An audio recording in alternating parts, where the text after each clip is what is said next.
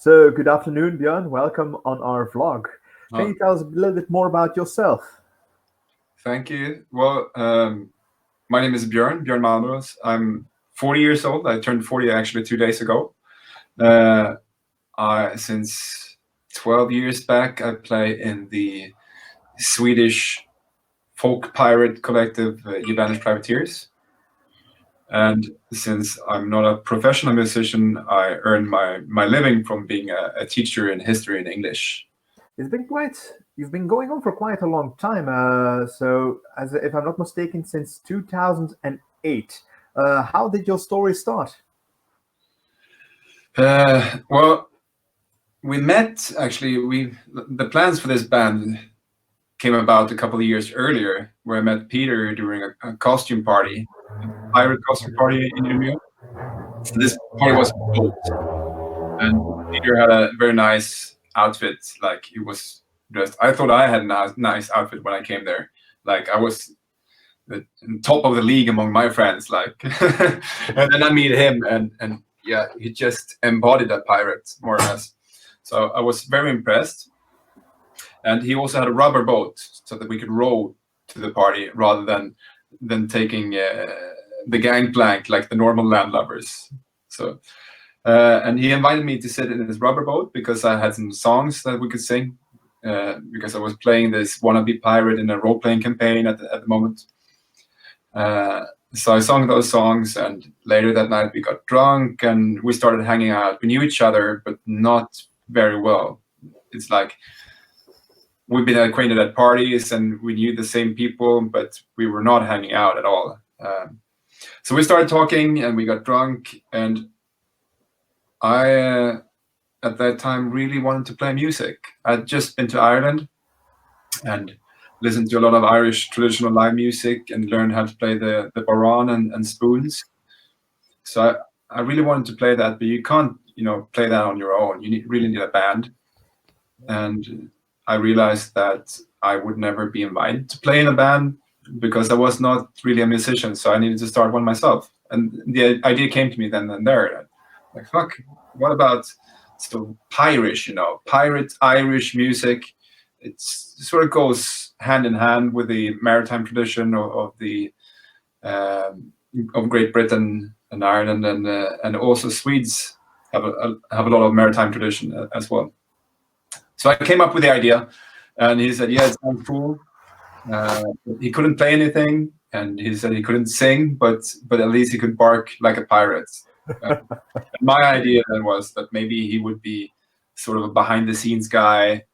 Like he had a lot of connections in the underground scene in Umeå at the time, and he still has. But yeah, and it took a couple of years from there. And actually 2 more parties where we got drunk and said, when are we going to do this? Until I actually booked a room for us and said, okay, this date, we're having our first rehearsal. I get some musicians together. And he shows up at the rehearsal saying, I've been thinking about this. I don't want to be the manager guy. I want to be in the band. I want to be on stage. And I've also written a song. And he brought our very first song, The Lamentation of the Maroon Sailor, or Bottom of Rum. He wrote that before our first rehearsal. So yeah. Oh, it's quite a beginning story. You started with 2, you added some extra musicians, but by now you've evolved into a collective of 30 members. Yeah. How did that happen? Was that a decision right off the bat, like, okay, we're going to make a really big band, or is that something that came along gradually? No, it was like 2 phases, 2 stages. Like after the first or second rehearsal, we went down to the local pub, had a couple of beers, and we talked about this project with people we met. And everyone said, "Hey, I want to be in the band, a pirate band. That's awesome. I can play a banjo saber thing, and I can play a canon." And before we knew it, we had a lot of members. So we had like 10 or 11 of them. So we had to say, okay, I think now we have to say stop, because we're not a band anymore. We're almost an orchestra. Yeah. So we had 10, 11 members. And after 2 or 3 years, when we started to get good enough to get bookings from outside of our hometown, from the beginning, we sort of managed our own bookings. And through our own parties so that we could get a chance to play. But after a while, people learned of us and started asking, hey, can you come and play at our festival or our venue? And then we realized it was impossible because we had 11 people and everyone had to time their schedule to say, okay, yeah, I can go and I cannot. So we decided after a while that maybe, we should try and get extras that comes with us and performs. And we had this one summer, we made this experiment like, okay, this year we're going to say yes to every booking we get. And we just manage the situation. We bring in extras. So then we very quickly grew to like 20, 25 people because we brought in all these extras. And from there on, it's sort of stabilized because we've become more professional in our organization. And like nowadays we have a bit higher standards than we had then than anyone would do. Now we're looking for people that are musicians to start with because we don't have the time where people can grow for 11 years like me and Peter have. We need people who can be able to pick up 50 songs straight away and come join us on tour. Yeah, I can imagine also for practice, you need people who can play by ear probably, who pick up the songs really quickly. So yeah, that's quite impressive. It's not easy to manage, I can guess. No, but it's actually, it works now. I mean, we don't have the same issues other bands have where someone has a funeral or someone has a wedding that they need to attend to, and then suddenly we're out of a drummer. I mean, we have like a big pool of musicians, and it's every show is almost like a unique setting or a unique combination of musicians that even we together haven't played together with this exact combination, more or less. Yeah. Okay, so it's always a surprise even for you. It must be fun that it always stays fresh for you, even as a band leader. Definitely, and we don't play by notes. So we tell each musician more or less like, okay, this is a song, this is how it goes. Now we want you to add your stuff to it. So everyone is free to sort of try out their own things, which means that we don't have any fixed arrangements in that way, really. Of course, we have 3 verses and 2 choruses, and then the song is over. But if you have a nice harmony you want to play, or if you want to do some improvisation, just go for it. We'll see what happens. All right, sounds like a lovely way of playing. Now, the Banished Privateers is a band based off pirate music, of course. So you base your music on events and styles from 17th and 18th centuries, but no real actual pirates that you come to think of, right? No, exactly. I mean, we mentioned on our first album, we were a bit more cliche, like a lot of rum, and we sang about Henry Morgan and Yars and stuff like that. And we quickly realized that, well, first of all, we discovered that we were not the only pirate band out there. There were actually loads of them, and this was in the beginning of a genre that was sort of exploding at that time. When we started, it was mostly Ailstorm, and we didn't know them then, but we learned of them after like 2 years or something when they had their breakthrough. And then we discovered like the American scene with a lot of tradition with Renaissance fairs and bands singing mostly traditional songs, but also their own material. So we felt like, well, we already have the pirate costumes, and there's this big boom of Pirates of the Caribbean right now on movies, and we don't want to really be associated with that. So we're going to try to actually avoid even using the word pirate in our songs. So we sing more about the little people, like the ordinary men and women that were alive during that time, and how the golden age of piracy affected them, either from being a part of a pirate crew or from being exposed to piracy or just living in that age. Yeah. That's a very interesting way to look at it. It's a very nice way of presenting the team to a lot of people. So I can imagine that the crowds react very well to that. How are you holding up? Do you have a lot of fans all over the world, or is it mostly Europe that you're looking at? Well, if we look at like our Spotify statistics and stuff like that, then North America is actually number 1, but it's a big country. But if you look in terms of like population and stuff like that, I'd say Germany is number 1. Are you looking for any chance to come to Belgium? Yes, we have been trying really hard actually. Like we have a hardcore small fan group in Belgium that's been trying to get us there, and they've been very helpful. But it's always, you need someone to take the chance on you, like a promoter or something, to get you that first gig, to get your foot in, so that you can promote yourself and show like, okay, we played in Belgium this time, and look how many people turned up. Or so we haven't managed so far, but we're working on it, definitely. All right. So if there's any promoter watching this, give Björn and his crew a chance. You have to help them out. Yeah. And like you said, we play in Germany, and we play in Holland quite a lot, in the Netherlands. So, I mean, it's a couple of hours drive, which means if you combine it with a weekend where we're already there, we can cut costs considerably, because the major part of the cost involved in booking our band is travels, really. Because that's like bringing, we usually perform with 11 to 12 people, bringing 11 to 12 people from the northern part of Sweden down to Germany or Netherlands or wherever. It costs a lot. I've only recently actually discovered your band, which I'm very ashamed, because I love a lot of fantasy folk, pirate folk, and it was through your music video for Rowing with One Hand. It was all over the Facebook news feed. Yeah. Who came up with a great idea for that video? The video was Jens, our banjo player, the guy who said he wanted to play a saber banjo in the beginning. He works with media, like he is a movie producer sometimes, and he edits videos, and he's been involved in basically every video production we've had, more or less.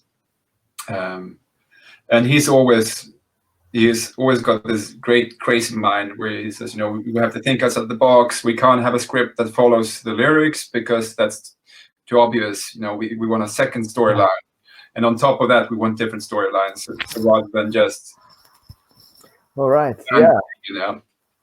So he wrote this crazy script, which actually involved like robbing the governor's card game, and running through the old town of Stockholm, and catching a rowing boat, only to discover we only have one oar, so we got captured again. So we had to cross out a lot of stuff, but it's still very crazy, the stuff that remained. So. Yeah, and you played the prisoner. Did you enjoy your role? Because you look like you're having a lot of fun. Yeah, I had a blast, really. It's I mean, the song, I wrote the song, and I sang it sort of like this character as well. And it's quite a silly song, really. We usually do more serious stuff. If you look to the lyrics, usually we have a underlying message or some deeper meaning. But this is really a silly song that wasn't even meant to be a song from the beginning. But yes, like this character Filthy John, who's perverted freak. I had a lot of fun playing him. Yes, I can imagine. Yeah, it really looks like a lot of fun. Now, you just said you are also writing some more serious music. There are some very important themes in your music, like liberty and freedom. Are those things you want to teach your audience to embrace the importance of freedom and liberty as a pirate or a privateer? Yes, definitely. I mean, if you look into the history of pirates, and we get this a lot in the comments as well, like, how come you are glorifying like criminals and rapists and really bad people? It's, the thing is, what we're singing about is we're singing about modern problems today, but we're doing it through a historical context, and what we want to grab hold of in pirate history is that they were in many occasions like the first form of democracy, where they had democratic rulership on the ship, where each crew selected their own captain, even though during while at sea they couldn't switch captains. But once they got back, they evaluated, how did this go? Do we still have faith in our captain or not, or do we want someone else to lead it? And they were also in the time where slavery was like a big thing, where Great Britain was making huge profits on slavery, and racism was perhaps at its peak in a way. On a pirate ship, it didn't really matter if you what color of skin you were, as long as you could do your duty on board, you were an equal part of the crew. And then, of course, we still have the issue with women, because we're also an outspoken feminist in a way, and that's hard to try to make go away. It was a fact that being a woman on a ship was frowned upon and was supposed to be bad luck. But it's something that we choose today to not put too much weight into, but rather project, an inspiration for how it could be now. So. But most of our songs is actually about like looking at modern day conflicts, like the conflict in Syria or the refugee crisis, and like moving those into an historical context where we have a message, like how war always doesn't matter what side you're on, but it's always the everyday, the little population that's going to suffer the most, like the kids, the women, the elderly. They're the ones that suffer the most from war, or how everyone has the right to a life somewhere as well. And people are drowning in the Mediterranean every day still. So yeah. Yeah, so we hear a lot of people actually listen to folk music, traditional music, to get away from where we live now, get to the past.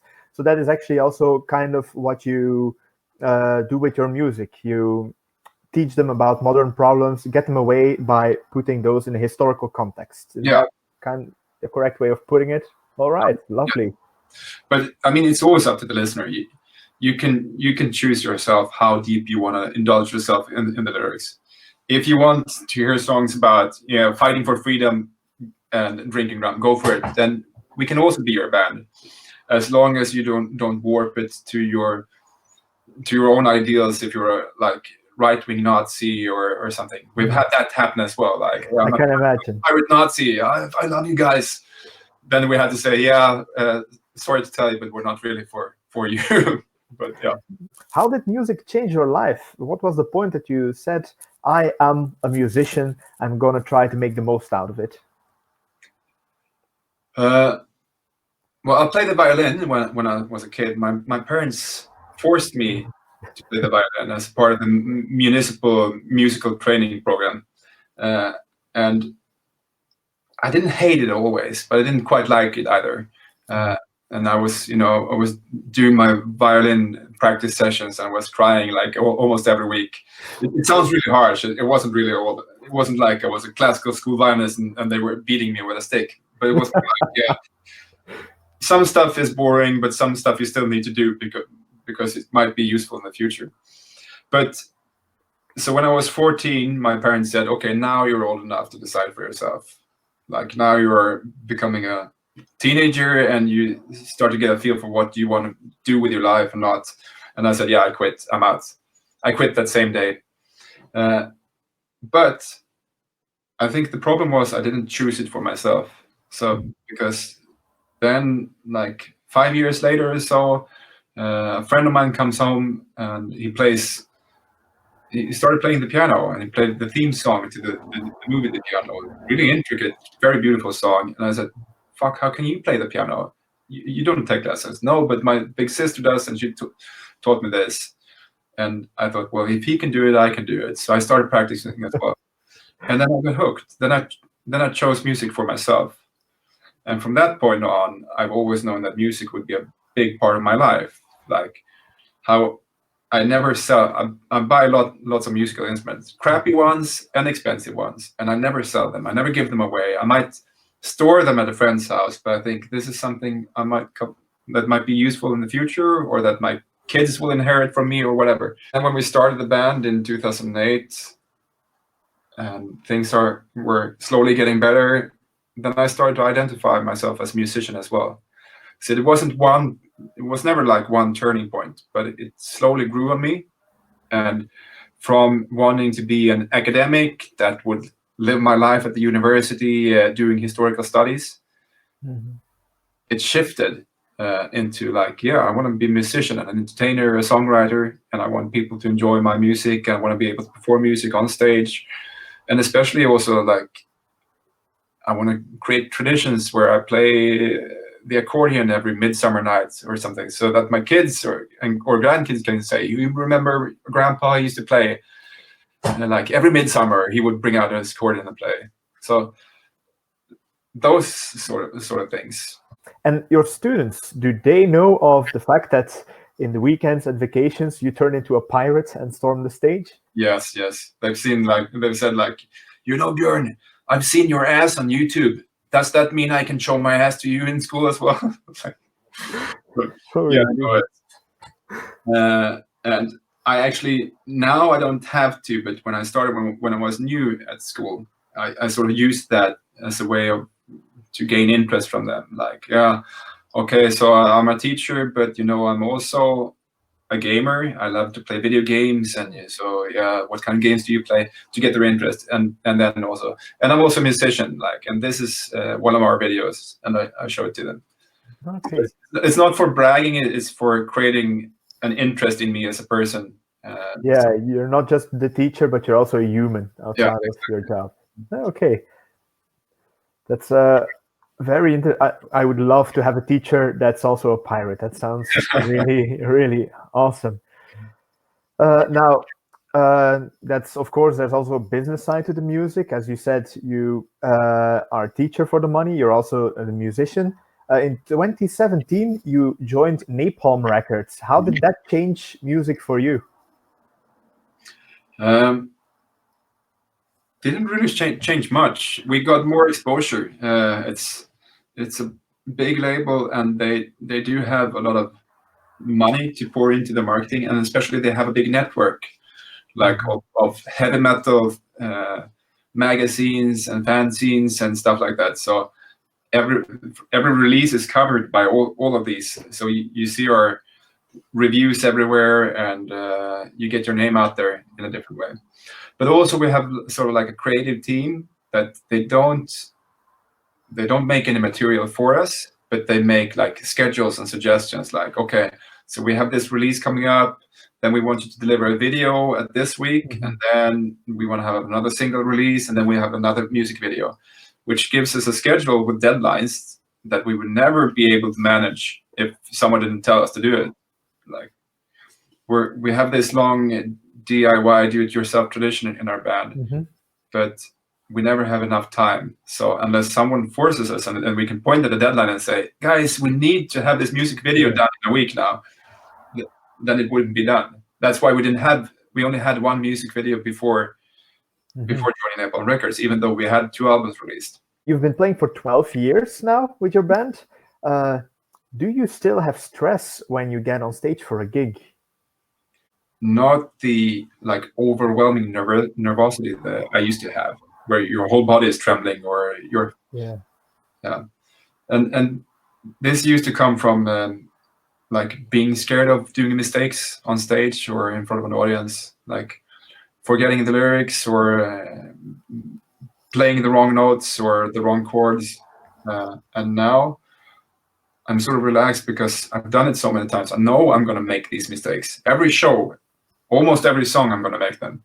I'm better at covering them up, and I'm better at just moving along. But I'm also confident that we have like a crowd that really likes us, and me playing the wrong notes won't change that. If you were to point out 3 skill sets that are very important for you personally as a musician, what would be your top 3 skills that help you being the master pirate on stage? Oh, shit. That's a tricky question. Number 1, the most important, is being able to have fun, like really enjoying yourself, what you do, and being comfortable with playing music, and that this is what I really want to do. So that's the most important thing, and I think that's something we all have in common in this band, that we do have a lot of fun on stage, and we're not afraid to improvise or go off script and do something unexpected, or play pranks and jokes with each other on stage. But then, of course, I think one of the more important functions I fill in the band is being like this band leader on stage, like often keeping track of, okay, what's happening now? Okay, there's an awkward silence. Maybe I should go up to the mic and say something. Or I'm not very good at it. We used to have a very good, like really good entertainers and actors in a band that loved to be at the mic and tell stories and jokes. I'm not that guy. I sort of do it because I have to now. But also from being in the band for 12 years, I think I'm the one who knows the songs, like most of the songs, both lyrics and chords and stuff like that. And it comes with the accordion as well. I don't only play the melody, I'll play the chords as well. So I will know what the melody goes like, and I will know what the chord progression is.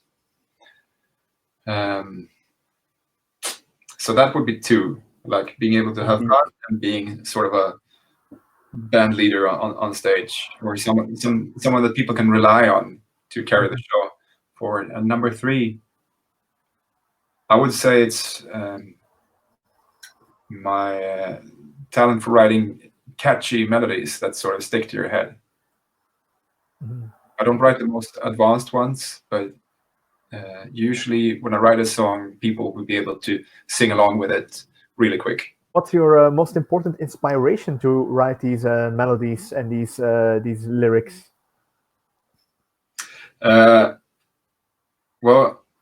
I have a couple of like artists or albums that have really inspired me, and one being Bruce Springsteen's The Seeger Sessions, when he recorded together with Pete Seeger, Americana folk music, where they just did this big band recording rather than doing one instrument at a time in a studio. They recorded everything, and it's this amazing feel to it. It's traditional, and the songs are allowed to be really long. It's about the storytelling, how you tell a verse. Even though the melody is the same, you can tell the verse in different ways and sort of act. So that's a huge inspiration. And then we have some Swedish like musical stories. One being Kåldolmar och Kalsipper. It's if you've grown up in Sweden, you know what it is. Well, of all the songs you've ever written, which one is your absolute favorite? It changes from year to year. I have a couple of favorites, but right now my favorite would be Capstan Shanty. I think it's on the latest album. It's a slower ballad about Johnny, who's a Scottish guy, and his family is involved in the Jacobite uprising at the time. All right. So even though he himself probably didn't participate, he's outlawed, and he has to flee in order to save his life. So he goes to America or to Nova Scotia to work on a fishing barge there until all the Jacobites that are still alive are pardoned and allowed to come back home. So he returns home, and during this time he's away. Like the season passes in Scotland, so you can follow his life for a year, both where he is, but also where his wife is still back home. So he returns back home, but he has an accident on board of the ship, so he dies just before he reaches Scotland. And it's inspired by I think a lot of people now have been watching Outlander. Yes, indeed. The Jacobite uprising there, and there's this scene in the first season where the women are doing something called walking. Yes, with a woolen cloth. Yeah, exactly. So that was the inspiration for this song, and actually it was from the beginning it's supposed to be a lady song, more or less, or about a female story. But then I also had this attraction towards the Jacobite history and the story about that. So it was sort of a blend now. And from the beginning, it was meant to be like with a beat that you could do on a table, like. So that's why you also have this very strong beat in it. It goes, yeah. But that also translates very well to something that you could do around a capstan, which, on a ship, the winch that you use and you push. So you could use that as a shanty to move the capstan around. Okay, that's lovely. I'm surely going to check out that song. I haven't heard it yet, Mhm. but I'm going to make it my first thing to do tonight. Cool. Now, that brings us to the last question of today, of course. This is a Corona vlog. I've been talking to a lot of musicians because of them suffering during this difficult time. How did the virus affect you and your crew in this time? Well, on a band level, it's been a huge change, of course, from having a fully booked season from March until the rest of the year. We've had a lot of cancellations, and the future is very uncertain. Like, when are we going to be able to go back on tour? All the festivals are sort of, looking at the schedules and seeing how long can they remain their calm, and when do they need to cancel the festival. So we're still counting on like having a lot of canceled gigs still. Um, on a personal level, it's it's a bit different. I'm sure if you follow the news, we have this Swedish example where Sweden is not sort of in line with the other countries in Europe, which really has its explanation in that we are at a different stage of this disease, and we are also quite a large country with a scarce population. So even we have a high density of populations in the cities, like on the countryside or where we live, it's much thinner in a way. Yeah, it's more difficult to spread, probably. Exactly. So we don't have the same regulations as are necessary in the rest of Europe right now. Yeah, I can imagine that that offers a bit more flexibility when it comes to remaining active. Is there anything you personally do to stay active with the music at this point? Well, we're still able to have rehearsals and stuff like that. And a lot of our band members and like our merch crew in Germany, they are joining the like the internet revolution thing where you bounce songs back and forth in collaborations and stuff like that. And I mean, that's how I find you, right? By That's joining the true. collected on Facebook. And Yeah. yeah, but on a personal level, of course, I mean, like I said, I had my 40th birthday two days ago now, and the very same day I came up with a cough, and I had to cancel everything. Like, Ouch. okay, there will be no gathering or party, nothing. Let's send the kids away because I have a daughter with a heart condition. Oh, yes. So it's better to have her at her aunt's place. So it still affects us very much, of course. Yeah, I can imagine. Yeah, of course. Yeah, with children around, you always got to be that little bit extra careful. Yeah. All right. I do thank you for your time you wanted to spend with me talking here. Is there anything else you would like to share with the people who will watch this video? Well, it's just, I think we all have to count our blessings and be very happy that those of us watching us now are, even though we're quarantined and locked up, or a lot of you, uh, it's not going to last forever. And when this whole thing goes over, let's celebrate and meet at festivals in the audience or on the stage or everything. And we're really looking forward to that time when things sort of go back to normal. So, All right. All right. Thank you very much, Björn. We will drink on that. I hope to see you this summer at least a few gigs. And if not, I will advise everybody to buy your CD, check you guys out on social media, and then it might be next summer. yeah, Okay. thank you very much, Eve. Thank you very much. Have a nice afternoon and good luck in the future. Thank you. Cheers.